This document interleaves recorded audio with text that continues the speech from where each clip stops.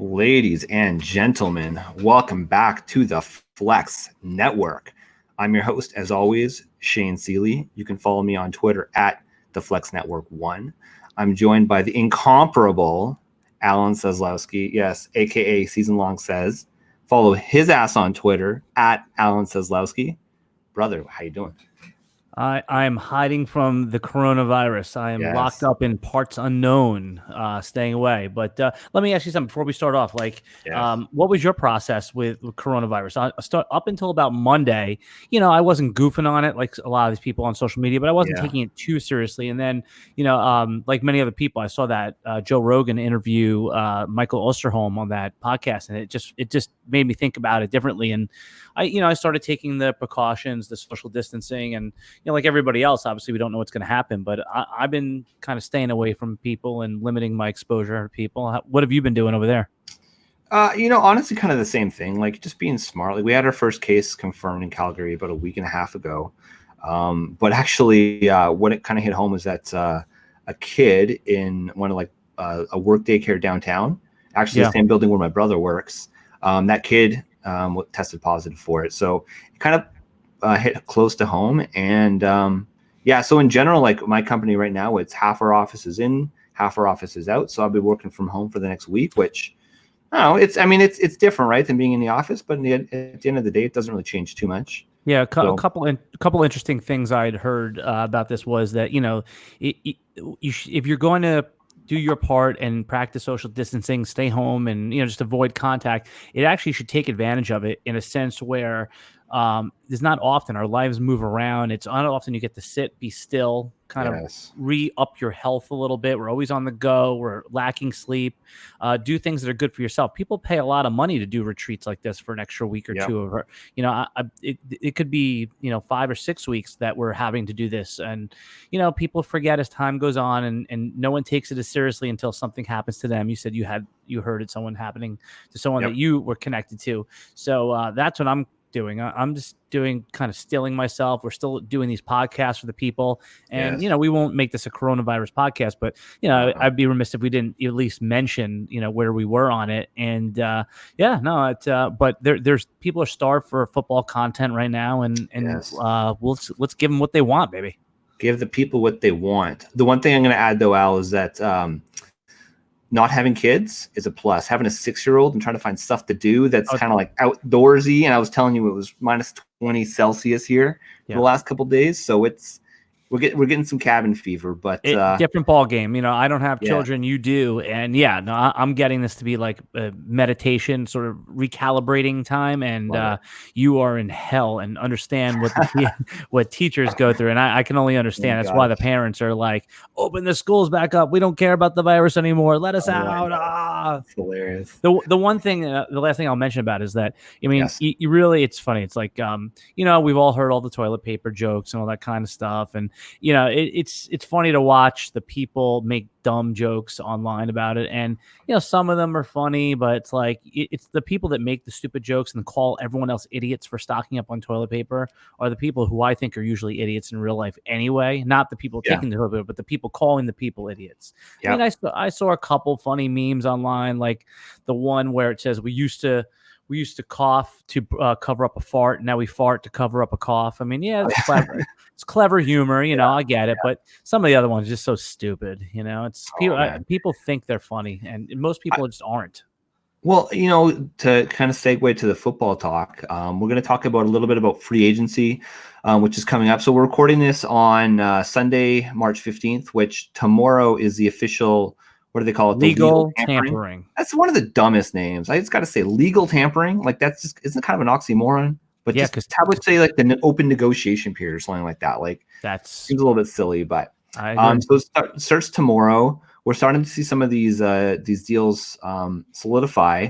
In terms of the coronavirus, I mean, how it relates directly to football is a lot of these pro days for some of these young rookies are straight up being canceled, and canceled / potentially pushed forward. But I get the feeling that the NFL is not going to extend the draft. I think that they're probably going to do the draft at the end of April as planned, and that really starts to shut down that window of opportunity. I mean, some of these guys, like first guy that jumps in my head is like a J.K. Dobbins, right?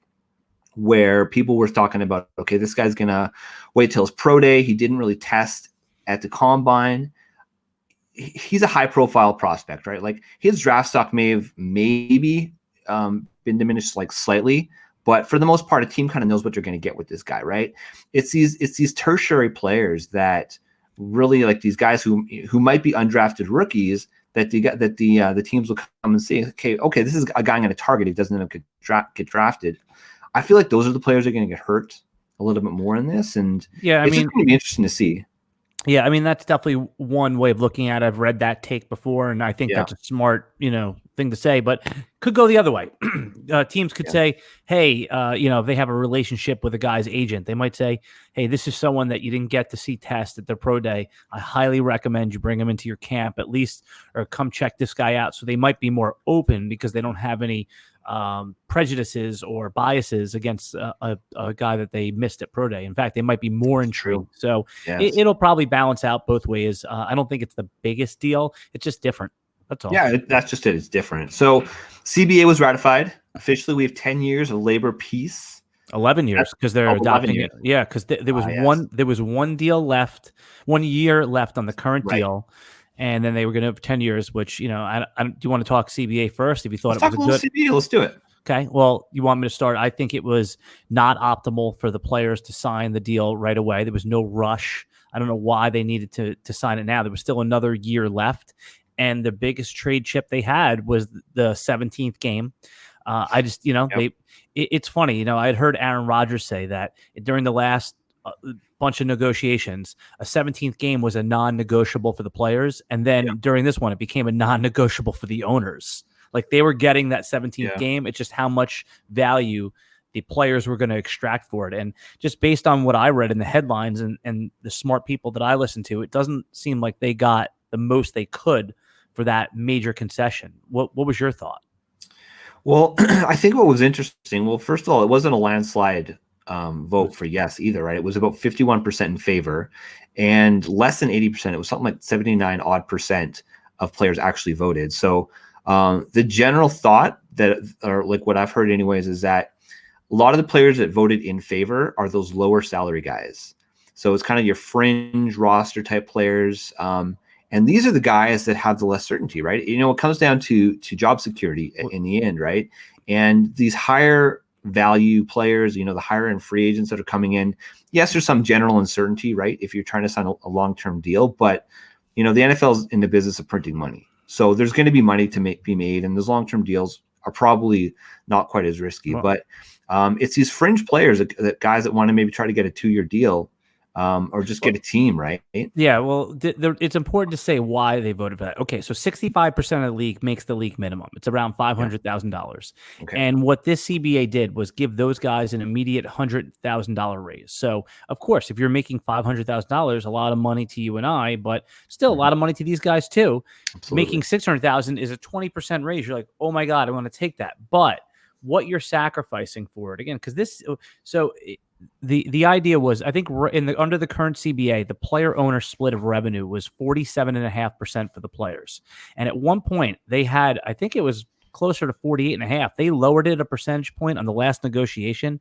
And what I was going to, what they could have done was negotiated for a bigger piece of the pie. Now, in the next year, not this coming year, in the next year, they'll go up to 48. Was it 48.5%? They're going to get another percentage point, or 49%.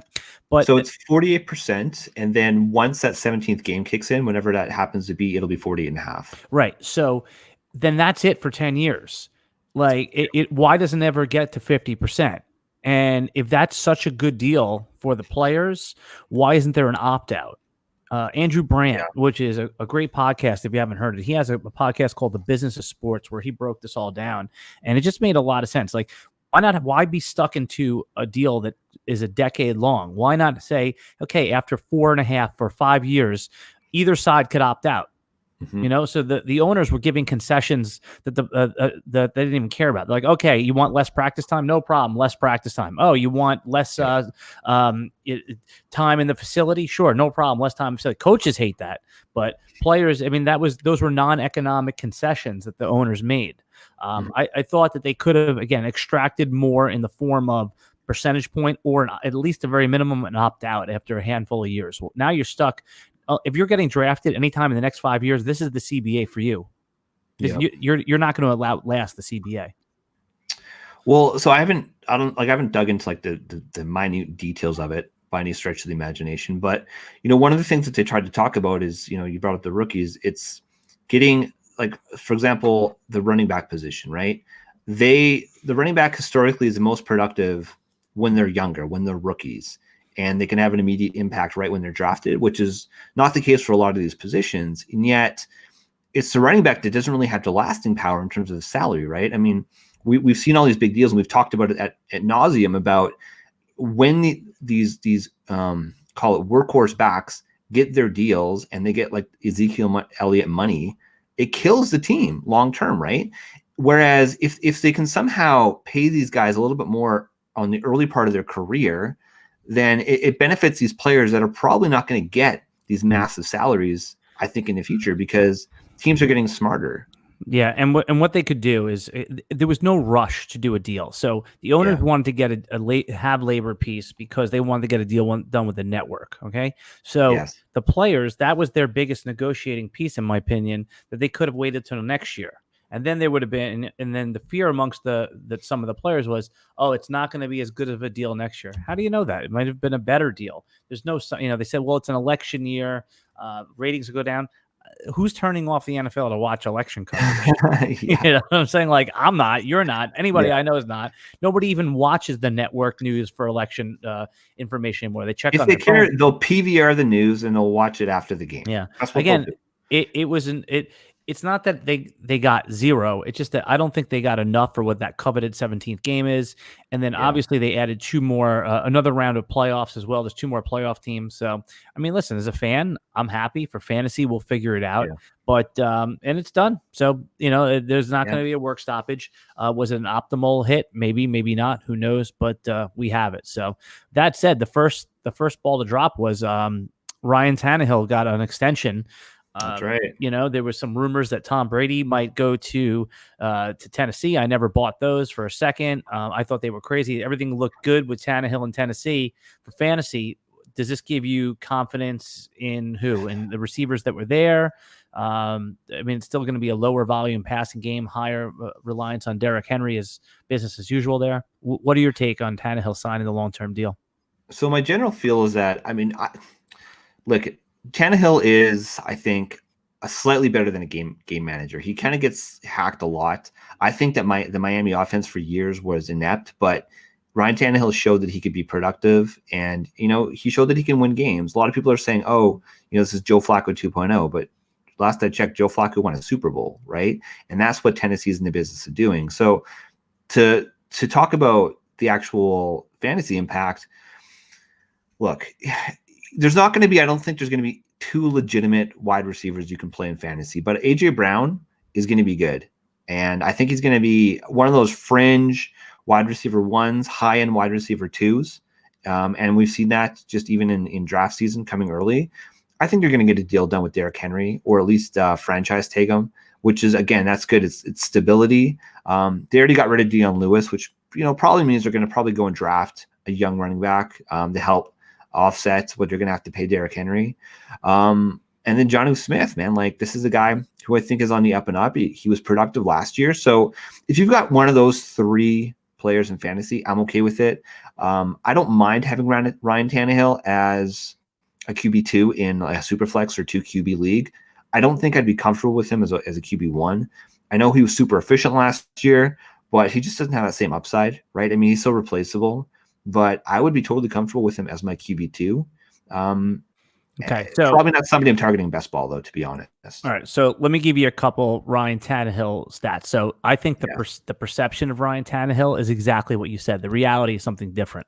Yes. I think he's a top 10 QB in fantasy. Okay. Or probably like number 8, he'll be in my rankings. So, and again, just from, QB, I mean, how do we measure QB? Obviously, Pat Mahomes is the best QB. Lamar Jackson, they're probably the best QB for fantasy. We see that with our own eyes. But when you talk about pass, he is a low volume passer, but yards per attempt, YPA, you hear about that a lot. And, that is probably one of the better metrics you can use to measure how good a quarterback is. Peak Aaron Rodgers, I mean, he was always the leader in YPA. So where do you think Ryan Tannehill ranked in YPA last year in 2019 of all 32 quarterbacks? This is always a trick question with you. I'm going to say he's like 6. Okay. He was first overall. Oh, there you go. Okay. Let me just double check that I have that right. He was first overall. So the average YPA in the NFL is, anything that's 8 or above is elite. Anything in the high 7s is really good. And then when you get into the 7.2s, the 7.4s, that's like Jared Goff, Matt Ryan territory. Okay. Ryan Tannehill was a 9.6 YPA last year. Now, the attempts were low, so obviously the yardage was low and the touchdowns. Because, again, they're a running team. But just as far as his pure skill set, I'm high on Ryan Tannehill. But I think you're right. He's a high-end QB2 for fantasy probably based on are they going to start throwing 35, 40 times a game? No. But I like Ryan Tannehill as a player, and in 1 QB leagues, you can get him anytime you want. In super flex leagues, I think he's a sneaky good QB2 that probably has QB1 upside. Well, and he also did throw 22 touchdowns last year. I mean, that's respectable, right? I think that's and that was it's only going to be more productive. Games. Yeah, exactly. He only played 12 games, so that's not bad. No. Where would you? I mean, so where would you rank him for next year on your board? I mean, if I'll give you a couple either ors, and then you tell me. I think that's always the best way to do it, right? Absolutely. So So when you talk about here, let me just pull it right here. Okay, when you talk about you get. I think you and I agreed. We've talked about this before that we have a top 6 or 7, and that would be Lamar Jackson, Pat Mahomes, Deshaun Watson, Russell Wilson, Kyler Murray, Dak Prescott, and Josh Allen. We kind of agreed on that in some order. Okay, so now there's that next tier. The next tier is Carson Wentz, Aaron Rodgers, Matt Ryan. You and I will debate if Jameis Winston belongs in there, and then there's Daniel Jones. So does Ryan Tannehill belong in that tier 2, the bottom of it, or the beginning of the tier 3s with Stafford, Baker, and Jared Goff? Assuming Matt Stafford's healthy, I would take Stafford over him. Baker Mayfield, I think, is going to have a better season this year than. So you take Baker over him? Yes, I do. Okay. I would take him. I'd be more comfortable with him. So to me, it's right around what I was mentioning before. To me, especially when you lay out the guys that are ahead of him, he's a high-end QB2. How about Daniel Jones? Tannehill or Daniel Jones for fantasy? Who would you rather have? I think the Giants are going to be good, man. Yeah. I think the Giants are going to be good this year. So I'd probably go Daniel Jones. It's to me, Jared Goff, I would rather have Ryan Tannehill than Jared Goff. Okay. I don't trust Big Ben. At that point, if it's a 1 QB league, you're streaming anyways. Yeah, but we're just talking about where you'd rank these guys, and even in 1 QB leagues, Yahoo did a study the year before last, and they're it's not really a study, they just pulled the number, and the number said how many quarterbacks are owned per 12-team league, 1 QB league, and the answer was 1.9. So basically, 2 QBs. So even in a 1 QB league, if you're in a casual fantasy football league, most teams are going to roster 2 QBs, even though you and I usually don't play that way. Most people do. So that's a common myth. You can just stream, and yes, you can, but it's lonely. If 3 or 4 teams are streaming, then it's a tough gig. You're going to need to roster 2 QBs, and it sounds like you're going to have them right around QB 15. Yeah, I think that's a sweet spot. What I would say though, people, is take that QB2 in your team. Obviously know your league a little bit, but if there's 3 or 4 guys, if there's a Ryan Tannehill that's on the waiver wire, you drop your QB2 and you pick up a high-end running back or somebody like that. That's how you're going to win your league. You want that lottery ticket because you can stream QB, but that's a conversation for another day. Should we talk about a little bit some of these other guys? Hunter Henry, they franchised him last week. Yeah, he's back with the Chargers this year. Smart. So he's going to be with the Chargers. I mean, that makes sense to me. I mean, he's a productive player. I think that he never quite hit the level that people wanted him to be. I mean, he was a little bit disappointing, mainly because of his health. I don't think there's any question about the actual talent, but he's productive, and I'm happy that they did that. There's still so many question marks in terms of QB. I think you're going to draft a QB. It's just a matter of who are they going to get. If a Herbert fell to the Chargers, do you think that would be a good fit? Yeah, I do. Justin Herbert's got a big arm. He's looks like he should be a pocket passer, but he tested well with speed. He's got some wheels. He can move around the pocket. I like Justin Herbert a lot. I think whatever team he gets him is going to be certainly a boost for their value. He'll go through some rookie woes, of course, but I'm not sure Justin Herbert's going to last until the Chargers, where they have the 6th or 7th pick or something. They had the 6th pick. Yeah, I'm not so sure he's going to last till then. I think somebody's going to trade up to get him. Listen, of course, he could fall. I've heard some talk online, not online, on Twitter. I guess that is online, between the two guys over at ESPN arguing. I think it was Kuiper and McShay who would go first, Jordan Love or Justin Herbert in the real draft, and they bet $5,000 on it. I mean, who would go first? Yeah. So Mel Kiper, I believe, said Justin Herbert, and McShay, if I have it right, said Jordan Love. And if it's the other way around and you're listening to this, I forgive. But whoever picked Justin Herbert's going to win that money. I just, I can see why they're arguing, and Love is going to be Jordan Love's going to be a top 10 pick, top 13 pick. But there's way too many more question marks. Herbert seems like a high floor, high ceiling guy, that almost like a can't miss prospect.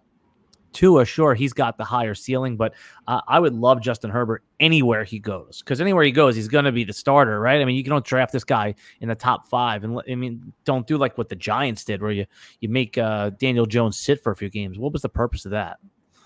I don't know. I mean, like, even sitting for a month, you probably learn pretty quickly. Like, obviously, there's no learning like doing, so actually playing, getting those reps, but maybe, it just kind of getting your head right. Like, that was one of the biggest concerns with Justin Herbert, was just the fact that he apparently, he's a stud in practice. The kid's got a good head on his shoulders. He's smart. He's good in interviews. But when the pressure is really on him, that's when he starts to fold. That's just what I've heard. That's what I've read. So maybe a team thinks, okay, let's give this guy a little bit of just comfort. Like, let's get him comfortable to the point where he doesn't feel that same level of pressure when he's in a game situation. Yeah, I think there's only one way to feel the pressure and understand it, and that's to get in the foxhole and feel the bullets flying by you. When you're watching from the sideline, I just think that only makes you more unnerved. And again, there's no right or wrong answer here. But yeah, I think that somebody will take him. A lot of mocks have him going to the Chargers, but there's so many twists and turns and shocks. Tampa Bay could step up and get him. And whoever wants to pay the price, they can always get up in the draft, That's right. But you were talking about Hunter Henry. Yeah. I mean, he'll be an asset to any quarterback that gets there. Obviously, if they draft a quarterback and they bust, or they don't look good at first, kind of like Dwayne Haskins in the first year, I still don't think that matters for someone like Hunter Henry. Dwayne Haskins was able to provide fantasy value for a few of the receivers. I think any quarterback should be able to do that with Hunter Henry. Love it. Do we want to talk about Tom Brady, or is there just too many question marks? Let's just wait. No, I mean, so what's your prediction? Where do you think he's going to go? Oh my gosh. So as a Patriots fan, obviously, I think I want him back in New England, right? Like, he's New England's best bet right now. But as a fantasy owner, I'm kind of impartial with him going to Tampa Bay. I think that would be a pretty comfortable fit. I heard Carson Palmer the other day just talking about the Arians offense in general. And one of the comments he made is that it's a very complex offense. And that may have attributed to some of Jameis's inflated interceptions. Plus he got LASIK surgery. So maybe they don't give up on Jameis. Maybe they give him one more year. But then they're kind of saying, obviously, they're going to go with Jameis, and Tom Brady's not even an option, right? So I would like to see him back in New England. Selfishly, for fantasy purposes, I think it'd be a great fit in Tampa Bay. I wouldn't mind him in a Chargers uniform either, to be honest. Yeah, I've been talking about Tom Brady going to Tampa for a while. I'm not sure it's going to happen. From everything that I've some credible people that I've read, is that Tampa Bay is hot for Teddy Bridgewater, unless it's just smoke. And again, I don't see the upside with Teddy Bridgewater, but sometimes when you're dating the wild and crazy chick, the next girl you go for is almost like someone who's very stable and it's nice to stay at home. And I think that's what's going on here at in Tampa Bay. They had this gun-slinging guy that throws the ball downfield, doesn't give a shit about the interceptions, and now they're going to go for a game manager that takes care of the ball. I mean, you know football so well, Shane. You know turnovers are what lose games. Absolutely. And I think there was going to be a complete swing from what I've read and the research I've done. Teddy Bridgewater is the Bruce Arians' choice. Now, if that doesn't work out, sure, of course they're going to want to have Tom Brady there. I think that they're just planning for, because Tom Brady will likely stay in New England.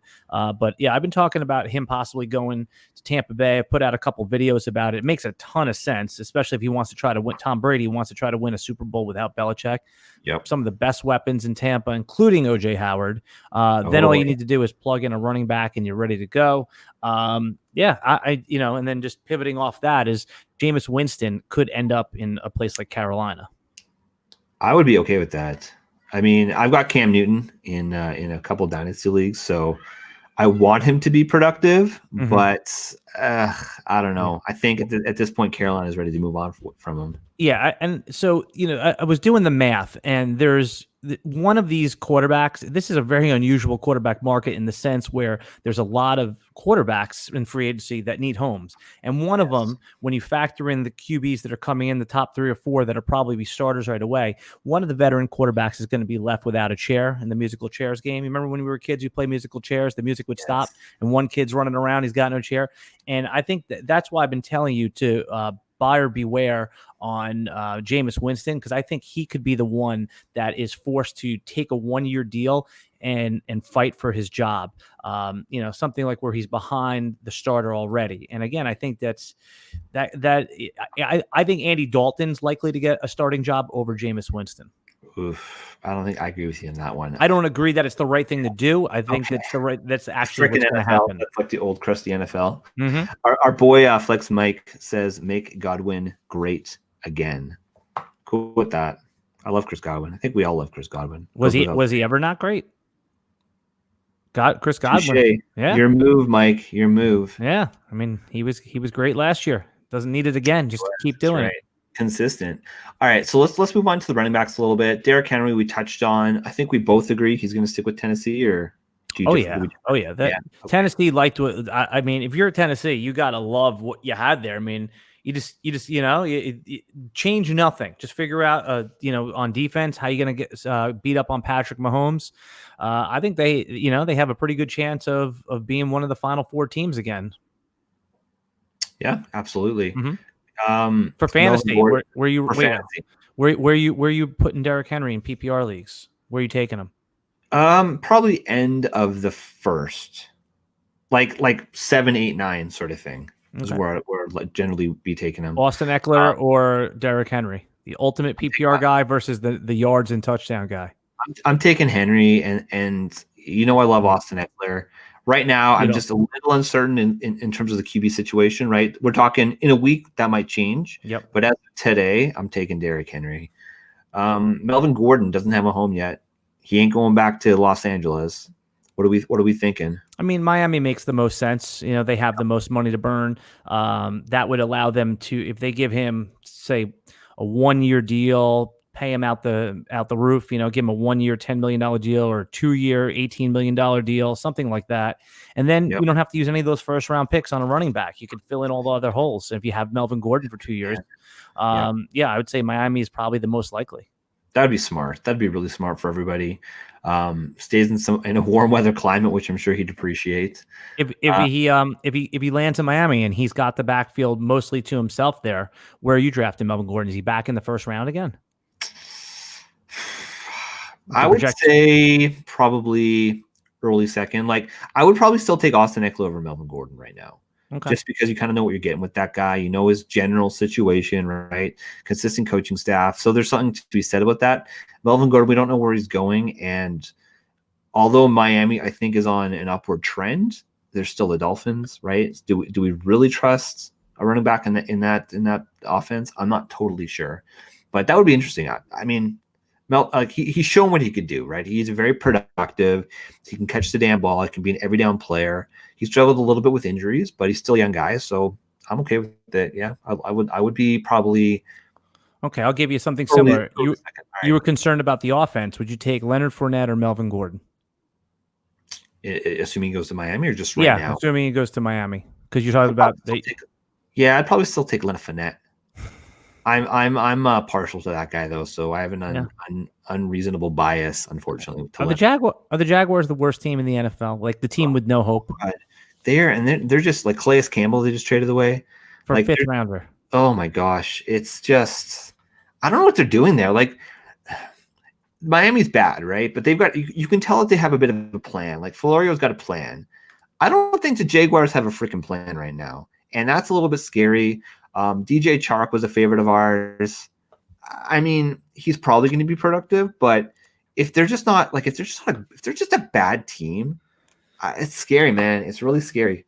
Yeah, I saw sorry, just to talk about Leonard Fournette. So I don't even know who. Like it wasn't his own Instagram feed, but I saw somebody was playing basketball with Leonard Fournette, and so you look at a guy like Ezekiel Elliott, and he's chiseled, right? Like he's a thick guy, but he's chiseled. You can see that 6-pack. Fournette doesn't have a 6-pack, man. Maybe he does, but he's got a little bit of protection, and that's not generally what I want in my running back. So it just, that work ethic thing you talk about, like, he's maybe not the best guy in the locker room. He had a good season this year, but the previous offseason, he was just, eating some of his mom's home cooking and stuff, which, he had a terrible 2018 season. So I don't know. I'm kind of double clutching here, but like I said, I have an unrealistic love for Leonard Fournette. So I saw a mock recently, and they're all interesting, but it had the Jaguars taking Jalen Reagor in the 2nd round, and I thought that was an interesting pick because they need to bolster up that wide receiver core. And I thought that DJ Chark might be an interesting sell in Dynasty before the draft. You probably can get a 1st-round pick for him. And or plus, maybe like someone gives you pick 1.10 plus John Brown for DJ Chark. And then, if Chark gets marginalized slightly, you could still take a nice player in that range. So that was what I was telling some people. Sell Chark for late 1st plus something else. There you go. It's not bad. I think he's going to get better, but he's good. Yeah, we talked about that. Like it's just bottom line. If it's a bad offense, I wouldn't say like is the Chew the answer. Like I don't know if he is or not. Like Gardner, I know Flex Matt's all about him, but I don't know if it's the answer or not. So there's just some uncertainty there. Yeah. Okay. So last one. I'm going to always dub this guy your guy from now on. Kenyon Drake. We've talked about him a lot. Do you think he's going to go back with the Cards, or do you think the Cards go and draft somebody? They could do both. And this way they're, if they sign Kenyon Drake, this way their hand is not forced. I mean, by all accounts, is there any doubt in your mind that they should at least, if CD Lamb falls to them in the 1st round, just press the button? You know what I'm saying? Like, and to pair him back up. I was having this conversation with Matt a couple weeks ago, and I mean, maybe it's some hyperbole now, right? But I was kind of comparing just watching CD Lamb. Just watching the tape, he reminds me a lot of a guy like DeAndre Hopkins. Now, I don't know if he's going to get to that level, right? I mean, who are we to say? I think that it takes a certain level of just like a special player to get to the level of like an elite top 5 wide receiver, especially a guy like DeAndre Hopkins. But when I see CeeDee Lamb play, he reminds me a lot of Hopkins. And actually, I heard that today. Another analyst was comparing him to Hopkins. And, when you look at their measurables, they're not entirely similar, but just when you watch him play, it reminds me a lot of that. Like he just doesn't drop the ball. And yeah, man, CeeDee Lamb in Arizona with Kyler Murray. I think Andy Isabella on the outside is going to take a step forward. We love Christian Kirk. Originally the question was about, and all those things, yes, and I think that's DeAndre Hopkins is a reasonable comp for Lamb, but yeah, I think that is the reason why they'll re-sign Drake.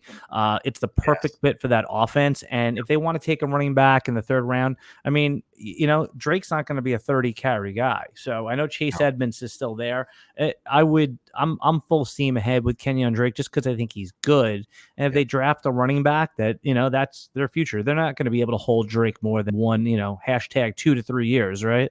But that's about it. I would, when I'm drafting Drake, if I have Drake in a dynasty league, I'm expecting this season, I'm expecting next season, not too much after that. But in redraft leagues, if they don't draft anybody, I'm in on Drake in the late 1st round, and I'm pretty much in on him anytime after the middle of the second round. Yeah. Anyway, no matter what happens. So just in Dynasty, we'll end to hear what the Kenyon Drake talk. If you're trying to acquire him for Dynasty, knowing that he's got about 2 years left to probably solid production, what are you willing to pay? Are you willing to pay an early second round pick, a late second round pick? No, I think it's all I know this is a cop out, but I'll try to make it specific. So it's team context dependent. If you're a team that was in the semifinals last year and you got bounced out, and you really, it's because like you had James Conner as your running back too, or you had you were just kind of rotating guys through there. So if you're a running back away from competing, literally name the price. I'm not saying you pay 1.1, but if you own 1.8 and this is the way, because remember, at the end of the day, people get so hung up on winning a trade. Kenyon Drake's probably not worth the 1.8, but if that's the piece that's going to give you the championship, which is the reason we play Dynasty Fantasy Football, you pay it.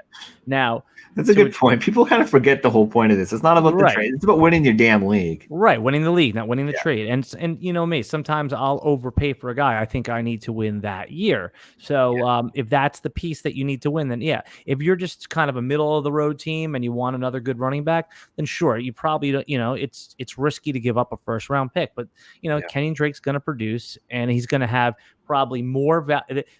The guy that has him is going to want a first. The guy that wants to buy him is going to want to pay a second. So it never works out that well. But if you're forcing me to put a number on it, I would say any pick around 108, 109, 110. What you're willing to pay. See, I think you might be able to get him for a late second. So we talked about like you made it to your playoffs. Yeah. Because he's older, right? I mean, because people still have this perception of what Kenyon Drake is.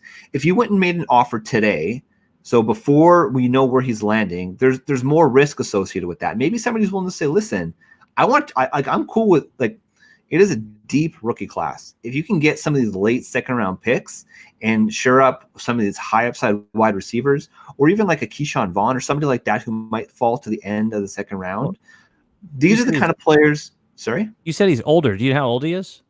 Kenyon Drake? Yeah, he's 26. He's so it's not like old. I know for running back, it's like running back. It's right, you're gonna hold. He's not 27 until after the season's over in late January.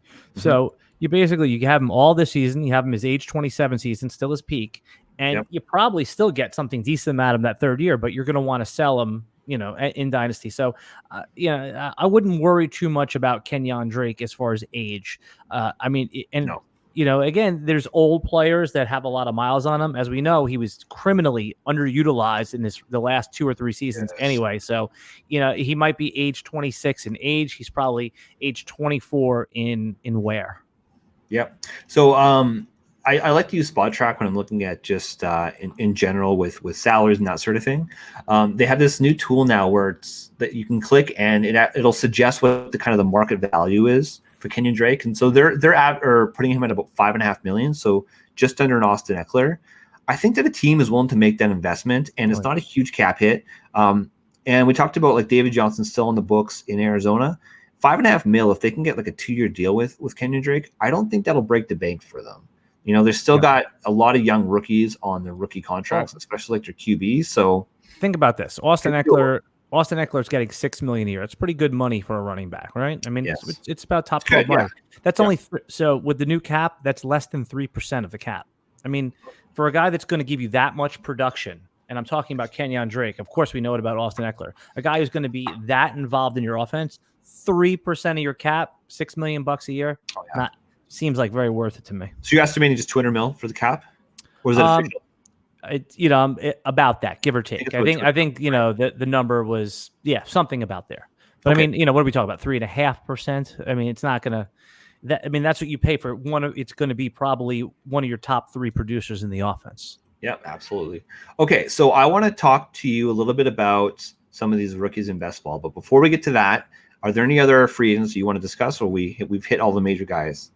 Hit all the major guys. I think we covered it there. If I think of one, cool. I'll pop it back up on the screen for you. I'm excited, man. This is going to be a fun week. I really hope they don't delay the free agency period. That would be kind of disappointing. I think a lot of us have been looking forward to this for a long time. They've got the center stage, man. Like they're not competing with anybody, so this should be a good week for them to do it. Absolutely. But all right, so we're gonna pivot a little bit to best balls. It's something that we've been talking about pretty much every show. You and I are both slightly addicted to these damn things. Yeah, well, they're a lot of fun. For those who are listening for the first time, Best Ball is off-season drafting where you just draft your team in a 20-round draft. There's positional requirements that mirror regular fantasy leagues: 1 quarterback, 2 running back, 3 receivers, flex, tight end, defense, kicker. And what you do here is you draft your whole team for the year, and the software automatically puts your best players in those slots throughout the whole season based on their weekly performance. So you're in a 12-team league. You don't have to do anything. You just draft and you leave it. I mean, by week 9, you might have 0 tight ends left. So that's why you want to draft 2, 3 tight ends. So that's what our best ball is. They put your best players in those slots. Sorry, Shane, go ahead. No, I'm glad you pointed that out. Okay, so I wanted to get a feel on where you think some of these best ball players should be going. Specifically, I'm talking about the rookies. And I know we've touched on it a little bit, but guys like Jonathan Taylor, DeAndre Swift, even a J.K. Dobbins, Cam Akers, like these top 4 or 5 running backs, where now that we're starting to get some clarity on some of these ADPs, you're starting to get a feel in terms of what's available later in drafts. Where are you comfortable taking? I'm just going to say, because your top guy right now, is it Dobbins? My number 1 guy right now today is still DeAndre Swift.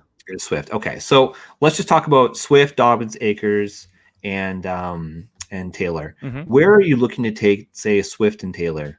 Are you comfortable taking them anywhere earlier? Swift and Taylor, all of the value has been squeezed out. I mean, where they're going in drafts, which is like, I've seen Jonathan Taylor move up to like the 2nd round at this point, or like, somewhere in the middle of the 3rd, both of those guys go.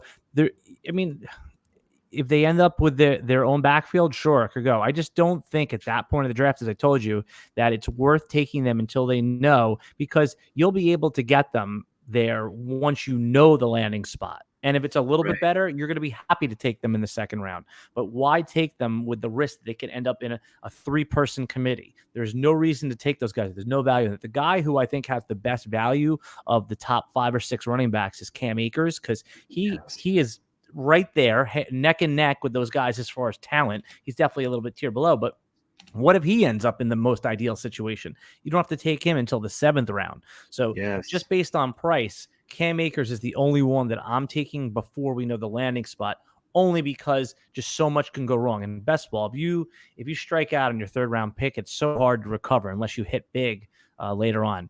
Where are you going with all this? I'm on the same page as you. So let's just provide some context here. So according to the Best Ball 10s, just www.bestball10s.com, you go DeAndre Swift, he's pick number 33, Jonathan Taylor, pick number 36. So that's right around the end of the 3rd round. J.K. Dobbins is pick number 45. That's middle of the 4th round. You got to go all the way down to pick number 77, which is midway through the 7th round, as you noted, to get Cam Akers. Cam Akers has the same sort of upside, really, if he gets into the right situation, as any of those other 3 players. He's shown that he can do it.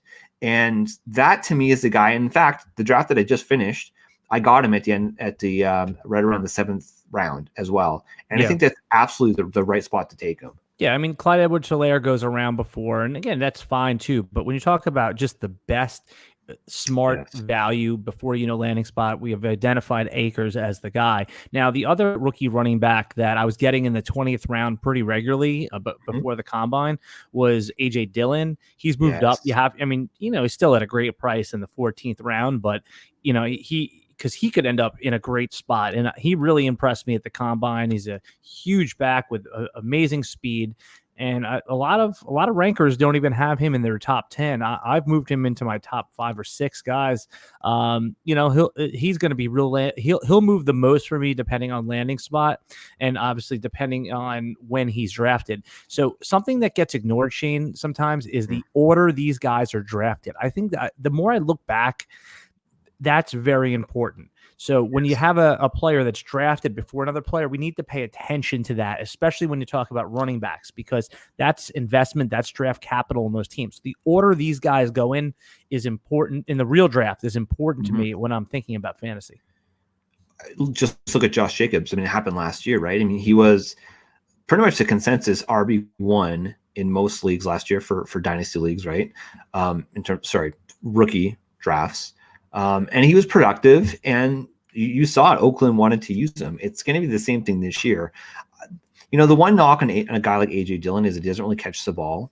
But, we've seen a guy like Derrick Henry be productive without really catching a lot of balls. So yeah, if he falls into the right situation, and his ADP right now is 204. Yeah, I mean, that's so.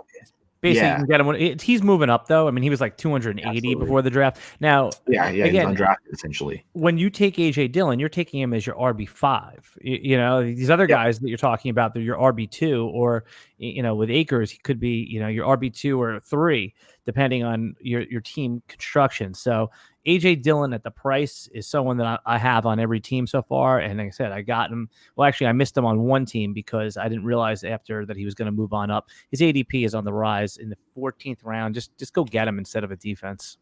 Yeah, absolutely. What do you think about Zach Moss? I mean, he did not have the best combine, I should say, but very productive in college.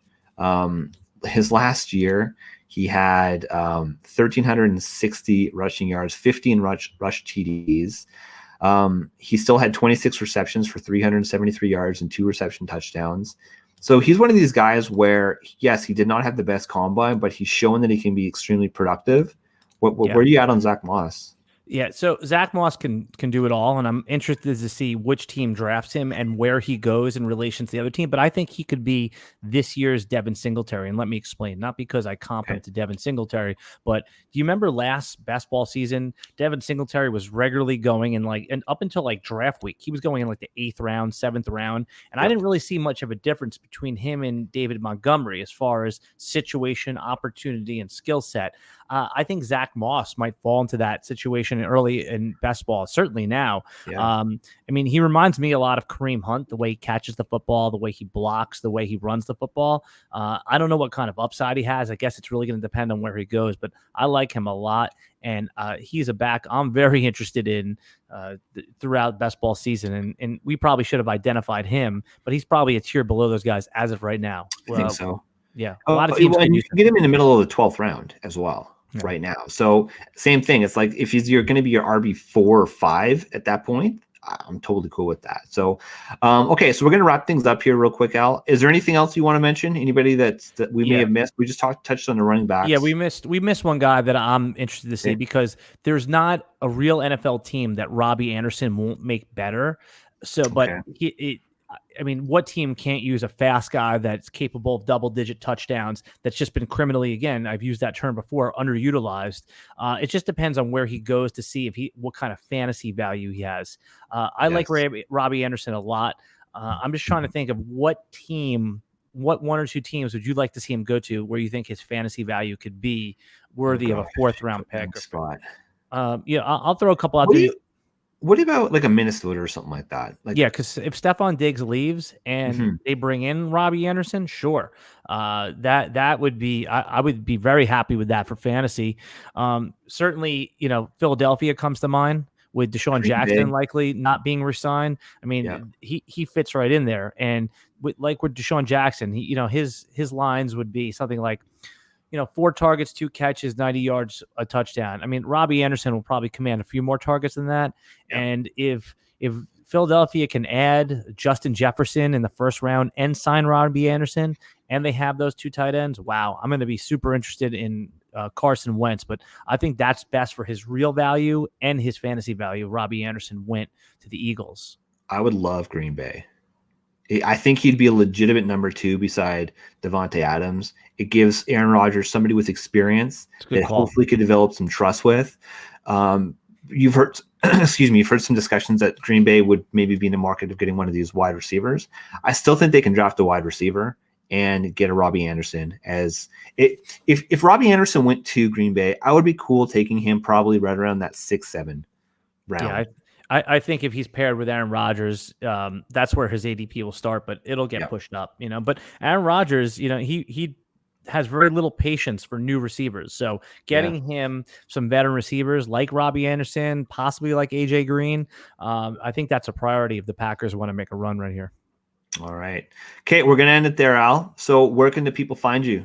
On Twitter, at Alan Seslowsky, AlanSeslowsky, and also hanging out in the Slack chat of the DFSArmy.com Slack chat room, and then also over at the Sports Bet Army Slack chat room, where if you're, there's a lot of sports that are off right now, but the coaches over at Sports Bet Army, they are crushing it right off the bat. The last 2 days, they hit it up with Mexican soccer and MMA picks and EuroLeague hoops. I think they went 9-2 over the last 3 days. So if you're passionate about legal sports betting, those guys have picks. They fix leaks in your game. They help you bankroll manage, and you can get 2 free months over there. Just tweet them at SportsBetArmy and learn how to get 2 free months of the service.